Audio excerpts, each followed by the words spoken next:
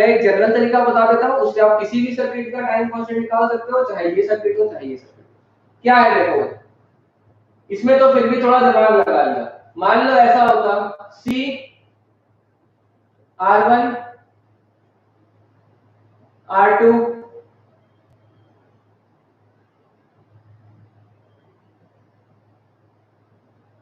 R3, value दे देता यार 2 ओम 3 ओम 6 ओम और ये C is equal to 4 microfarad 8 volt. मान लो इस टाइप से। अभी हम लोग सिर्फ टाइम कांस्टेंट निकालना सीख रहे हैं, इसके बाद हम लोग वोल्टेज निकालना भी सीखेंगे, ठीक है। क्या करो, आप लोग कभी भी टाइम कांस्टेंट निकालो तो फाइंड टाइम कांस्टेंट, ध्यान से सुनो। पहले short all batteries, open all capacitors, find R equivalent across the capacitor. Time constant is R equivalent into C. ठीक है, छोटा सा सिंपल स्टेप है। अब इसको मैं स्टेप को यूज करूंगा दो तीन अलग अलग सर्किट में। पहला स्टेप है शॉर्ट ऑल बैटरीज, हर बैटरी को शॉर्ट कर दो। शॉर्ट करने का मतलब हटाना नहीं, शॉर्ट करने का मतलब उस बैटरी के बदले एक वायर लगा दो, short wire. Open all capacitor, जितने भी कैपेसिटर है उसको हटा दो, ओपन कर दो उस पार्ट को, ठीक है, वहां खाली इकट्ठा कर दो, वैक्यूम कर दो। उसके बाद R इक्विवेलेंट ढूंढो अक्रॉस दी कैपेसिटर, कैपेसिटर के अक्रॉस जिस भी कैपेसिटर का टाइम कांस्टेंट ढूंढ रहे हो उसके अक्रॉस R इक्विवेलेंट क्या होगा, और time constant is R equivalent into C, इसको RF इनटू C भी कहते हैं, अक्रॉस दैट कैपेसिटर, ठीक है। इसको मैंने बोल दिया RF। बेसिकली ये पार्ट ऑफ थेवेनिन थ्योरम है, जो कि आप कॉलेज में फर्स्ट ईयर में पढ़ोगे, इंजीनियर लोग, डॉक्टर लोगों को तो फिजिक्स से कोई मतलब ही नहीं आएगा। बट एनीवेज बहुत आसान है कंसेप्ट, देखना क्या करना है। जैसे इसका देख लेते हैं पहले, है ना, बहुत लोगों को इसमें डाउट होगा, सर नहीं समझ में आया लॉजिकली मेरे को, ये तो सबको समझ में आ गया। इसमें देखो अगर आपको डाउट है तो स्टेप लगाते हैं यही वाला, देखना ध्यान से। Short all batteries, open all capacitor. तो कैपेसिटर को मैंने ओपन कर दिया ऐसा, यहां लगा हुआ है R1, ऊपर लगा हुआ है R2 और नीचे बैटरी को शॉर्ट कर दिया, और ये कैपेसिटर का नाम दे देता हूं AB। तो बैटरी शॉर्ट, कैपेसिटर ओपन हो गया। अब आपको चाहिए कैपेसिटर के अक्रॉस इक्विवेलेंट रेजिस्टेंस। तो ये जब शॉर्ट वायर है तो ये R2 तो वेस्ट हो गया ना, इसका पोटेंशियल जो X रहेगा इसका भी X, तो ये तो वेस्ट हो गया। तो इसका मतलब A और B के अक्रॉस बस रेजिस्टेंस कितना है, रेजिस्टेंस अक्रॉस AB कितना होगा R1, तो time constant is equal to R1 into C। Clear है सबको? ये R2 वेस्ट हो गया, नीचे शॉर्ट वायर है ना, तो इसका पोटेंशियल डिफरेंस सेम हो गया, इसमें कोई करंट नहीं जाएगा, ये वेस्ट हो गया, बच गया कितना R1। तो A और B के अक्रॉस रेजिस्टेंस कितना है R1, तो time constant is R1 into C, जो कि लिखा था पहले भी। अब देखते हैं सेम चीज इसमें लगाते हैं, ध्यान से देखना, फिर आपको दूंगा प्रैक्टिस के लिए, ठीक है। थेवेनिन थ्योरम लगा रहे हैं, TT पैटर्न ट्यूटोरियल नहीं है। कैपेसिटर को ओपन कर दो, ओपन कर दिया, यहां 2 ओम, नीचे 3, बैटरी को शॉर्ट करना है, शॉर्ट कर दो, और ये 6, और मुझे इस कैपेसिटर के अक्रॉस इक्विवेलेंट रेजिस्टेंस निकालना है।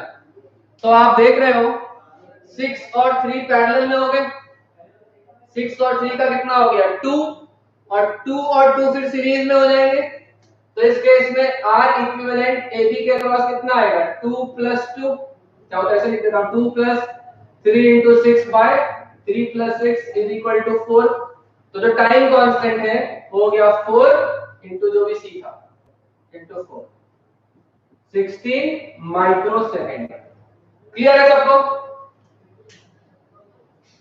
यस और नो? अब मैं एक सर्किट बनाऊंगा, उसमें टाइम कांस्टेंट आपको खुद ही निकालना है, सीधा यही क्वेश्चन आते हैं, फाइंड द टाइम कांस्टेंट।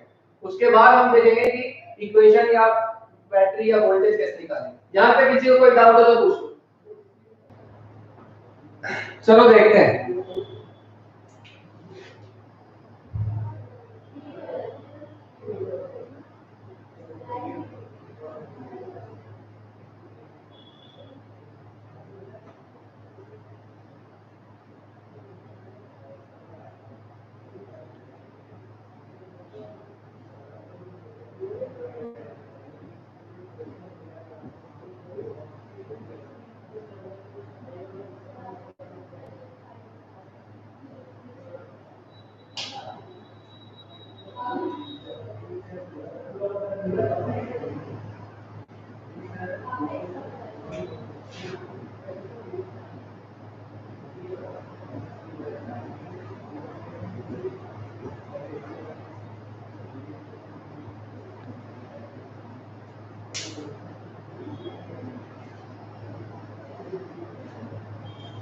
चलो देखता हूं कौन सा आंसर देता है सबसे पहले। शुरू हो जाओ सब लोग।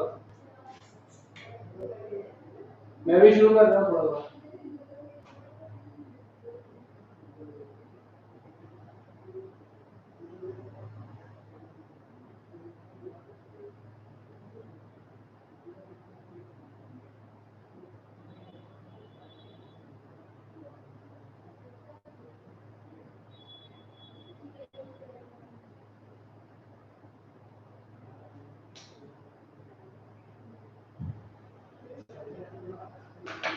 4r/7c आ रहा है, ध्यान से देखो।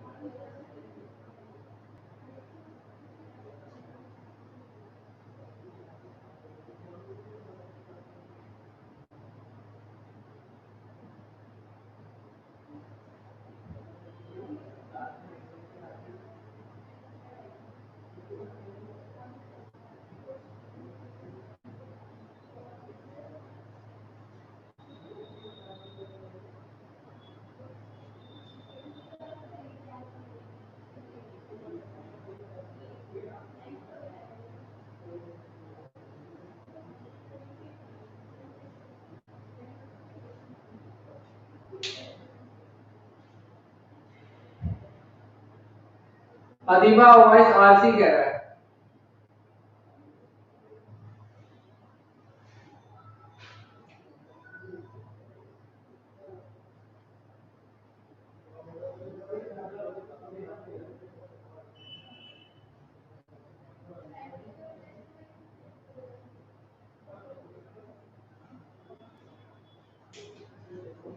यस, देख ले भाई सब लोग। और आप लोग ध्यान रखो ना, जब भी आपको 5 रेसिस्टर दिख रहा हो, जब भी जिस भी क्वेश्चन में आपको 5 रेसिस्टर दिख रहा हो, 1 2 3 4 5, और कोई भी सीरीज पैरेलल नहीं दिख रहा है, इसका मतलब 99% चांस है कि वो व्हीटस्टोन का ही होगा।